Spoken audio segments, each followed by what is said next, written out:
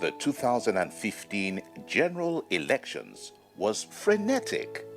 Optimism and gloom dominated the entire Nigerian social-political landscape.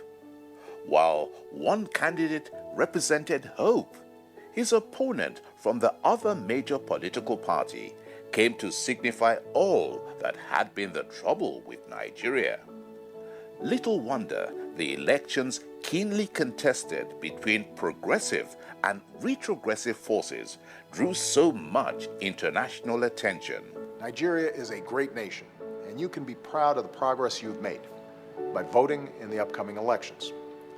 For elections to be credible, they must be free, fair, and peaceful. All Nigerians must be able to cast their votes without intimidation or fear. I call on all Nigerians to peacefully express your views and to reject the voices of those who call for violence. And when elections are free and fair, it is the responsibility of all citizens to help keep the peace, no matter who wins. The future of Nigeria was at the crossroads. The retired Army general's reputation, in addition to the tireless efforts of members of his party, the All Progressive Congress, APC, convinced his countrymen that he possesses the political will and capacity to change the fortunes of the country from its depraved outlook and forecasts for the better. At his swearing-in, President Buhari re-emphasized, as he had done during the camp stumps, his commitment to ending the Boko Haram insurgency, revamp and diversify the comatose economy, and combat corruption, which many have argued is Nigeria's most vicious enemy. I intend to keep my oath and serve as president to all Nigerians. I belong to everybody, and I belong to nobody. In fact, the president began his job right on the inauguration ground on May 29, 2015. That day, he ordered the immediate relocation of the Armed Forces Command Headquarters and the service chiefs to the northeast. This action led to the immediate decimation of Boko Haram terrorists. The dreaded Sambisa forest has been reclaimed by the Buhari administration and the insurgents technically defeated. Peace has returned to the northeast. The previously unkempt internal displaced people's camps, IDPs, are wearing new looks. In partnership with international organizations and agencies, President Buhari has provided succor to victims of the extremist group. Security is essential for any meaningful development to take place. As peace returns to the northeast, the Niger Delta, southeast, and parts of the southwest, President Buhari on November 17, 2015, launched the Anchor Borrowers Program.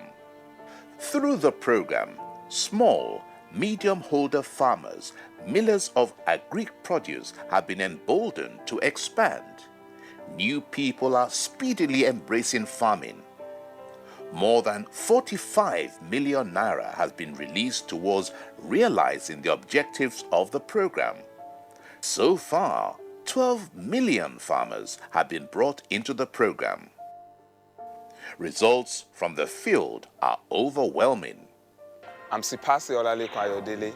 I'm based here in Ikorodu, Lagos State. I'm the founder of Protector Zone. We train children, youth, and farmers in sustainable agricultural practices to fight hunger and alleviate poverty even in the city. In 2016, joining Empower, I was able to reach more people. Empower gave me the feasibility and the exposure I needed to scale my organization from where it was to where it is now. Rice production in the country has fast risen to the greatest capacity ever. Cocoa, palm produce, and other agricultural food and cash crop cultivation are topping the charts for the first time since the First Republic. For nearly 40 years, we kept shipping in rice, and at a time the bill rose to $5 million a day. The president of the Federal Republic simply came and said, let's focus on agric. let's eat what we produce and produce what we eat and cut down on imports. And the import bill was $22 billion per annum of food imports into this country. And once he gave the instruction, in spite of the scarce resources, we had no alternative than to follow. And at a modest level here, we decided to go into it seriously, supplying the resources, improved seeds, encouragement, cheaper credit provided by the central bank through the Anchor Borrowers Program, and mobilization, even visits to farms, and conversations with farmers and processors.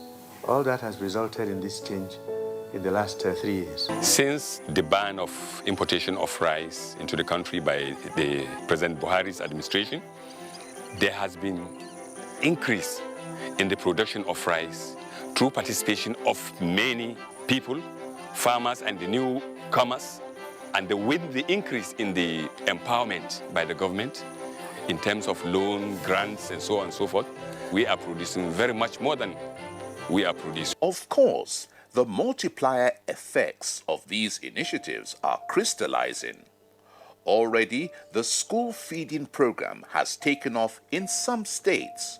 School enrollment has risen tremendously in the pilot states. My name is Abubakar Abdelwasi. I'm primary 2C. My best food is jollof rice and egg. I like the rice they give us for school. My name is Okafo Samson. I am 8 years old. I am in basic 2A. I like the food that I was given in school today because it's good. To many people, President Muhammadu Buhari's management of the Nigerian economy has been miraculous. Some cite his frugality. Many more foreign and local economists point at his patriotic commitment of the economic team led by Vice President Yemi Osinbajo under the astute direction of President Buhari as the reason for this feat. Under President Buhari, Nigeria waded through the crisis of oil price crash and consequent shocks that gripped the oil-based economies.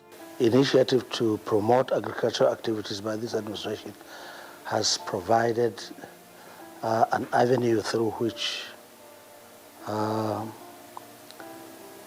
citizens of Nasarawa State are afforded the opportunity of aching employment. Before now, it's been a difficult thing to secure employment, especially for the people, the lowly people, and those leaving school. But this agricultural initiative has given a substantial number of citizenry the opportunity to participate in activities that could make them subsist or earn a living. Secondly, it has also changed the mentality and psyche of our school leavers who had always thought of color jobs at the end of their secondary school or any tertiary institution. Upon assumption of office, the president directed all federal government ministries, departments, and agencies to implement the Treasury single account. With this policy in place, the administration has saved billions of dollars that were stolen by corrupt officials and their accomplices. President Buhari has paid close attention to the business community. He allows public institutions like the judiciary and financial institutions to function without interference. International investors are responding to these gestures as indicated in the rise of foreign direct investments in the country. Internally, the vice president, on the prodding of his principal, continues to interact regularly with domestic business groups with a view to finding solutions to their challenges. Already, the Buhari administration has engaged the service of 200,000 youths in direct labor under the N-Power scheme. So one of the critical things that we're doing is looking at how to resource the bottom of the pyramid, how to give credit to the bottom of the pyramid so that they can earn, so that those people at the bottom of the pyramid can do their business, which is all usually informal trading. They can continue to do their business, they can do their work, and they can also make their own contributions. So with the what is called the trader money scheme or the market money, depending on which one it is, this is a credit scheme that is being given to almost 2 million traders, petty traders. We believe that by giving them money directly, and these are people who are already in some trade or the other, they're able to improve their inventory, and they're able to do more of their trade and get out of poverty. Because the very first thing is to get people out of the desperate situation of poverty. The Empower program actually is designed to enable our youth to take ownership of their lives. So it's not about government absorbing them. It's about them knowing in the period of 2 years where their interest lies and how they can build their own businesses. So if they're doing agriculture, is it preservation, is it packaging, is it farming, is it export, whatever it is, they will know because they've been able to get their hands dirty in the period that they've been working. And we have all kinds, very good stories coming out. My name is DK Berry Charles. I'm from Abuja local government area, Anambra State. I'm privileged to be one of the beneficiaries of this Empower and Health. To be specific, I'm a graduate of Human Anatomy. My name is Abubakar Musa Sufi. I'm from Kano State, Fagge local government. I study in Kano State University of Science and Technology as a food scientist. Applied for the Empower program, but I was reluctant because of the way that things have been going in this country. Is based on who you know, based on favoritism, your godfather, or maybe nepotism, religion, and ethnic stuff like that. So when we went there in Fagge local government, it was not based on maybe religion or ethnicity, but it was surely based on merit. Once you have your credential on ground, you are good to go. I must testify that it is free of any form of nepotism. Some of the pensioners were not paid their pensions for up to 16 years. And today, many of them are being accredited and they are receiving their pensions. Some of them are shocked, to have received alerts, of something they were not expecting. My name is Lukman Animasham. I'm a former worker of ex-Nigeria Airways Limited. In 2004, former President Obasanjo liquidated the airline, and since then we've been waiting for benefits.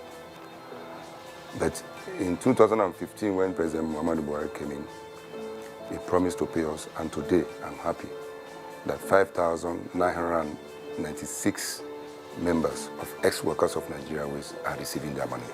I'm also a beneficiary. The good thing about what President Buhari did is that he promised that the over 800 people that died in the process of waiting for this money, their next of kin will be paid. And as I'm talking to you, they have been paid. I'm from Delta State Company. At 2005, the company was privatized. Those that were working, that were caught up with the privatization, were laid off. No arrangement for the payment of anything. They were denied their pension rights. So in 2005 through 2017, we have been struggling how we can be put back on pension. We staged a lot of demonstrations, under the rain, under the sun. The government did not listen. The marginalization for the past 13 good years by successive administration, the sufferings we'll be going through, the loss of human dignity and no hope for livelihood from July 31st, 2018. Monthly pensions start coming to the pensioners. We also want to be very, very thankful to President Muhammadu Buhari. He's God sent. Across the country, federal government roads are being rebuilt. Some of these road projects include Lagos-Ibadan, Enugu-Port Harcourt, Enugu-Onitsha, Uyo-Ito, Calabar, and so on.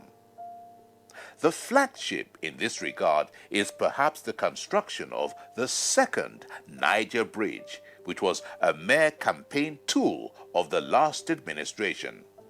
The contractor has been mobilized to site. In the transportation sector, Nigerians recall that the administration of President Buhari recently reconstructed the runway at the Nnamdi Azikiwe International Airport, Abuja. The runway, which had expired and constituted a threat to aircraft landing there, was rebuilt from scratch, and this was achieved in 6 weeks as promised. The railways are another key area where the APC-controlled government, led by President Muhammadu Buhari, is setting a pace that remains unmatched. In partnership with the Chinese government, the president has his eyes set on connecting the entire country by rail. Already, just some months after assuming office, he inaugurated the Abuja-Kaduna double-gauge modern rail.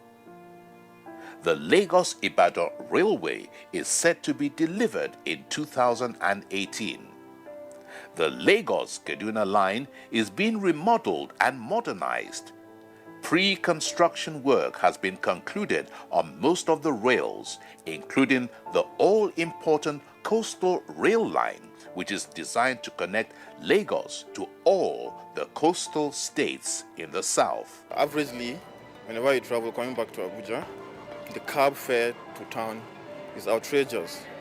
But at least with this subsidized, and there's a lot of safety, I believe, and at least the government is trying, no matter how. We are long overdue for this kind of infrastructure. But coming at this point, we still thank God. The important thing is to maintain it and to grow upwards from this point. President Buhari's reputation soars higher by the day internationally. He has led the charge to demand the repatriation of looted funds stashed in Europe, America, and parts of Asia back to affected countries. Apart from frameworks he developed to combat corruption, President Buhari has empowered the anti-corruption agencies to find and recover money or properties belonging to the government that was pilfered by past officials and even serving ones. Indeed, the Buhari administration has ended the brazen impunity that was driving the country to the brink of anarchy. We had over 200 convictions. That's the first ever. There was never any agency that got that much. Last year, in spite of all challenges, we were able to get 178 convictions, with several, about 235 high-profile cases. But our frustration is with the politically exposed person that I told you earlier, that we are being frustrated by very senior lawyers for pecuniary reasons. The reorganization of government agencies has brought the nation great gains. Already, agencies like the Nigeria Customs and the Joint Admission and Matriculation Board, JAM, are posting huge sums of money into government coffers. While JAM, which before now never remitted any money to the public treasury, now delivers income in excess of 4 billion naira. The Customs and Excise Service this year alone generated over 1 trillion naira, the highest ever, despite the recent recession. I find General Buhari, or President Buhari, a gentleman, a trustworthy gentleman with high integrity. He is somebody that I always see as a mentor in terms of the way he perceives things. He's somebody who loves this country with passion. He's somebody that is committed to, since we've worked with him as in the military, I understood him as an officer, and I've observed that there are so many things that we seem to do alike, and that endeared me to him. And fortunately, I found myself working with him even after having left the service. When he was in PTF, I was an administrator, and we worked on several projects together. Then after the military, after my sojourn, I found myself working with him as chief of staff. And I think that endeared me to him, and his attributes are things that I believe that any gentleman would want to have. And I hope that I will also imbibe those type of attributes that he has. Against the backdrop of these lofty achievements, President Buhari keeps winning the admiration of ordinary people and even the elite who recognize his efforts to better the lot of the nation. This is to show the commitment and sincerity of purpose of President Muhammadu Buhari towards the plight of people with disability. When he came, the first appointments he made, he appointed a senior special assistant of disability. That alone is a loud testimony that this administration is inclusive, is concerned about people with disability. Wherever he has been to in the country, the welcome has been awesome. People hang on treetops. They line the roads and on cars to catch a glimpse of the man who best symbolizes their aspirations.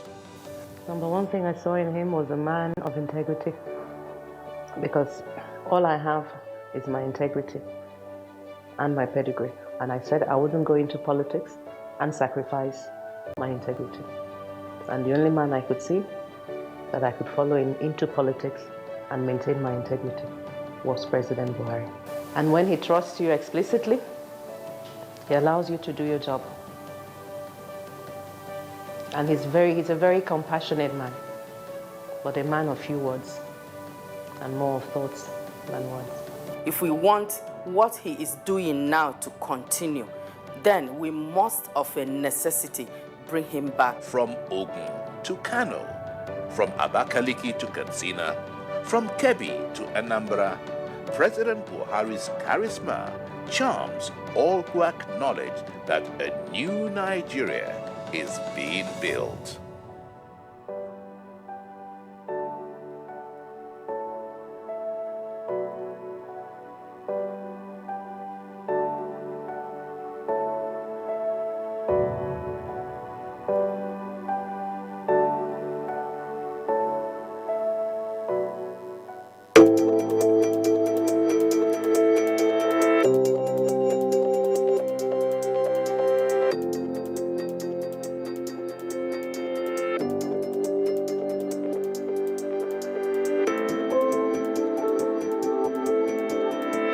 In the 1960s, when he was a politician,